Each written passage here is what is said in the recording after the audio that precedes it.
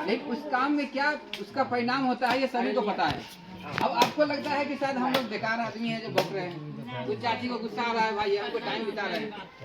शायद मेरा परिचय आप लोग जान लीजिए, हम भी एक पढ़ा लिखा आदमी हूँ।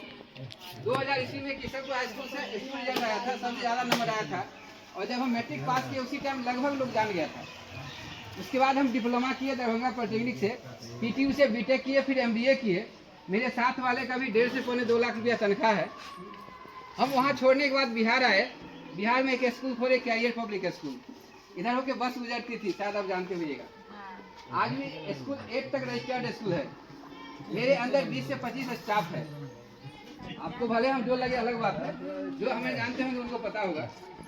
फिर हम हाई स्कूल का एग्जाम दिए 2012 में। मैथ से हम क्वालिफाई किए, STT 105 नंबर आया।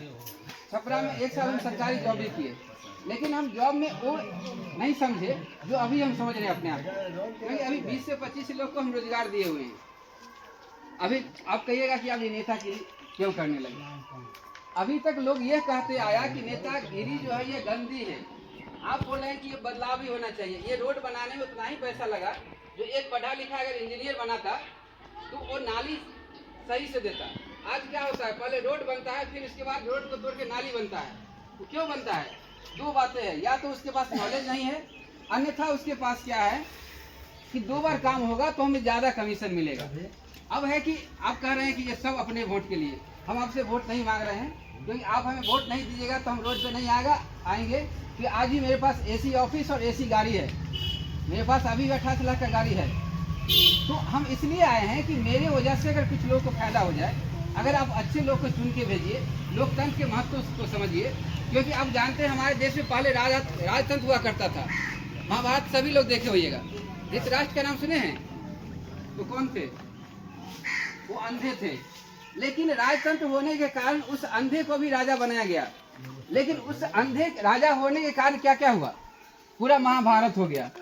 उसके बेटी बहू का जो द्रौपदी था उसका चिरहरण हुआ। क्या इतना ये होना चाहिए? नहीं होना चाहिए। क्योंकि क्यों हुआ? उस राजा अंधा होने के कारण। अभी भी हम नहीं समझ रहे हैं। फिर क्या हुआ? जब राजतंत्र था, जब एक राजा दूसरे राजा, मूर्ख राजा जब होने लगा, तो एक राजा को दूसरे राजा से लड़ाया गया।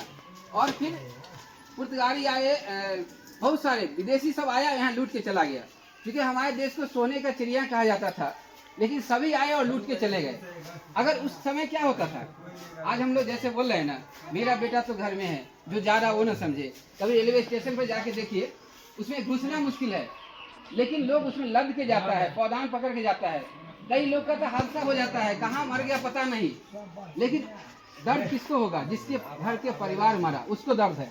हमें दर्द नहीं है, क्योंकि हम तो यहाँ हैं। मेरे पास तो AC गाड़ी है, हमको क्या मतलब कि गर्मी कैसा होता है। लेकिन जिसको गर्मी लग रहा है उसे पता है कि पेड़ है तो ये छाया दे रहा है। तो इसीलिए समझना जरूरी है। आप 5 मिनट अगर टाइम दे दीजिएगा तो आप 5 मिनट में कोई जाके आप करोड़ों का काम नहीं कर लीजिएगा। इसीलिए 5 मिनट हम आपको सुना रहे हैं तो समझिए। आपको जो करना है डिसीजन आपके हाथ में। तो हम कह रहे थे कि आपको इसके बारे में समझना है। राजतंत्र के बाद क्या हुआ?